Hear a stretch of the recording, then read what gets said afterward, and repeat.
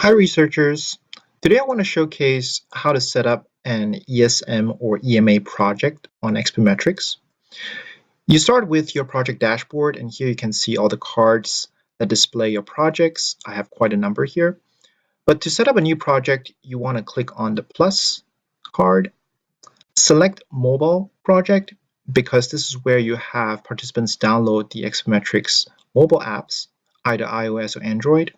And this delivers the surveys to participants seamlessly based on the surveys and schedules you've set up. You want to create a title for the project. In this case, let's just call it ESM Project 2009. You can set up a custom access code that allows participants to enter it to access your project. So this is the access code that is unique to your project. Let's say you want to say 2009, and let's call it Tay for my project.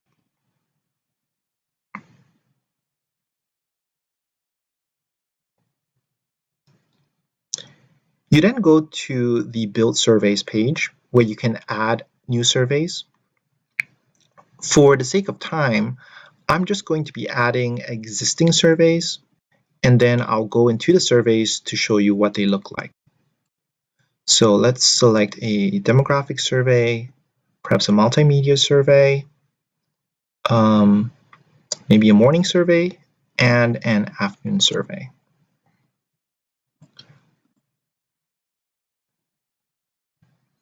Click on Add, and you should see the surveys appear shortly.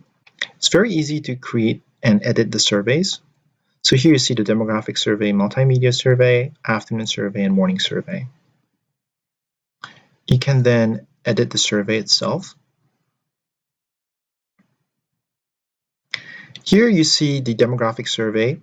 Often researchers want to have a participant ID in order to connect it to, let's say, other data that they have collected in the lab, for instance, and they want to connect it to the ExpiMetrics data.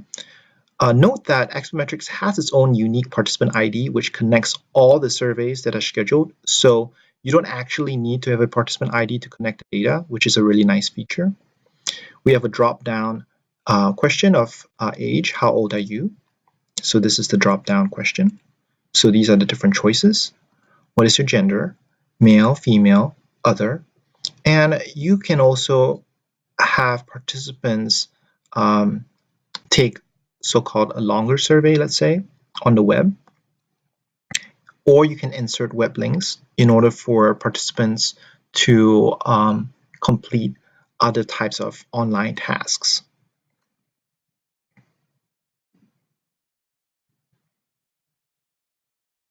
I'll go back and show you a few other features, such as multimedia,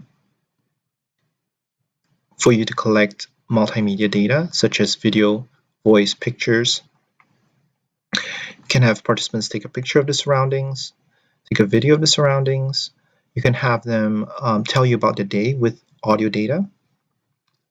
And you can choose to randomize all of this information with this randomize all button.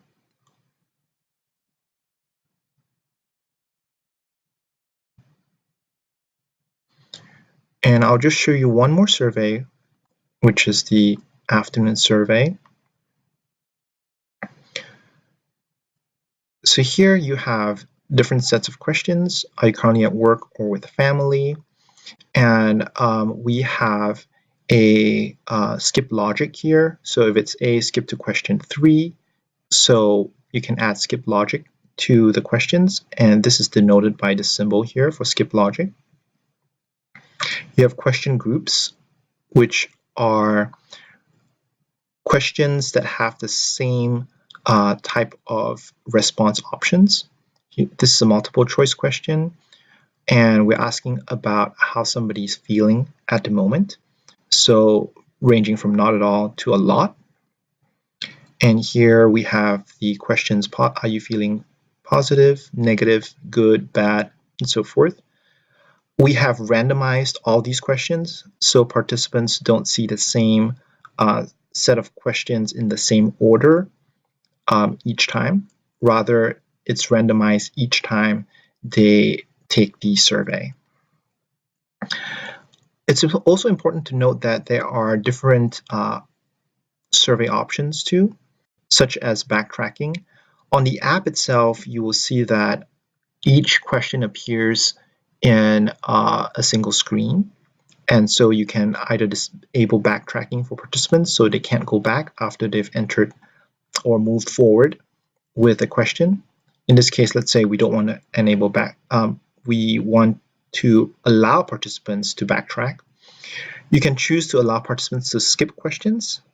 You can choose to allow participants to automatically move on to the next question once they've selected a question response. And that's a really great feature because it helps save on time to complete surveys. You can also collect data location from participants as well. Participants will be prompted, and so they will know that you're asking for location data as well. In this case, let's say we don't actually need the location data. Oh, so it's finally saved.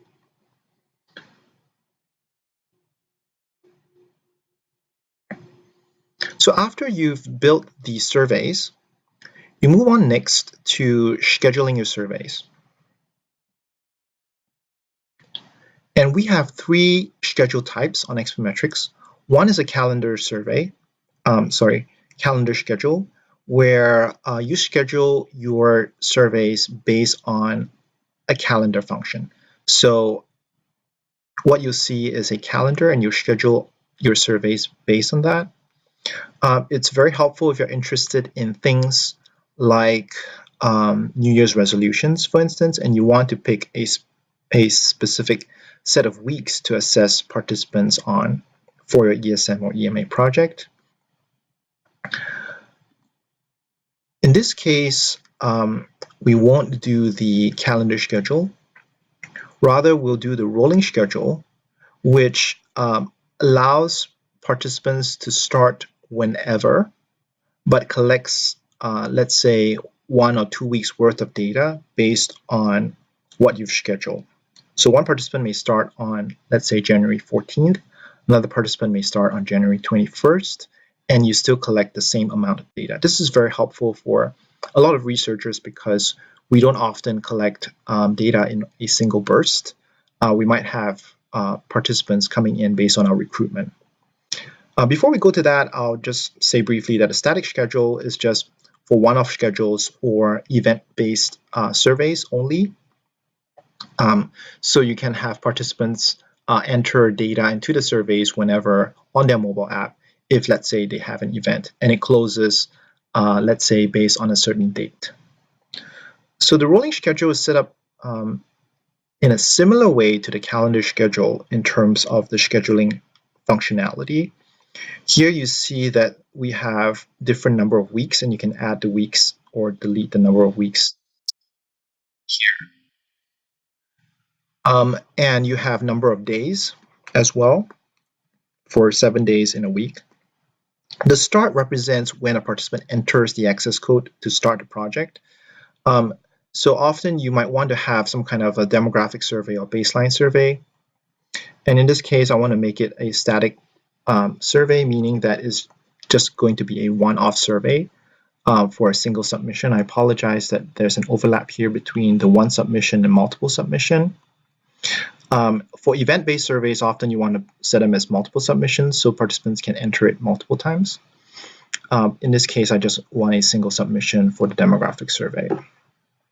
Now, because participants can start the project maybe at any time during the day on the first day, most of the time the advice I give is to set up your ESM project the day after. So you might want to have your morning survey start on the second day. And here, again, given that it's a morning survey, you probably want to set it up at from, let's say, 9 to 9 a.m. You have different options here where you can, where the default is to have the morning survey start at 9 and a notification will be sent to participants. It closes at 12 p.m. Then here, let's say if you don't want participants to receive the notification exactly at 9 a.m., you might want to say, I want to randomize the survey. And so the initial notification will then be sent from 9 a.m. to, in this case, 11:54 a.m. But 5 minutes to answer or respond to survey is too short. You might want to have 60 minutes instead. So an hour to respond to the survey. It closes after 1 hour. You can send a reminder to participant if they've not responded to the survey after, let's say, 10 minutes. And then you might want to repeat this survey for an additional 6 days to collect 1 week's worth of data. You can repeat the same deal for the afternoon survey, and I'm just going to run through it very quickly because I actually have a meeting right after this. So let's say it's 1 to 5 p.m. Options, same thing. I want to have a 1 hour long survey that is randomized from 1 to 5 p.m. I want a fixed reminder of 10 minutes. I want to repeat this 1 day for an additional 6 days. So here you have your morning survey and your afternoon survey set up. It's really simple. Let's say the multimedia survey is simply a event-based survey. So whenever they encounter an interesting event, you instruct them to respond to the multimedia survey. So it's not based on a particular time slot, but you can have participants enter data when the data are being collected throughout the week. So here you might say, I want this survey to be static for 7 days with multiple submissions, multiple times a day. So there you have it. You've set up your experience sampling project. Click on Next. We also have a demographic feature as well, which allows you to choose the types of participants you want. In this case, we're going to keep it simple, where you will email your participants or let them know verbally what the access code is. So you're going to invite via access code, and then click on Next. We're not going to set a participant limit either. After that, you simply review the project. If everything looks good, you activate it, and the project is ready to go. So there you have it. That's how you set up a project on ExpiMetrics. Thank you.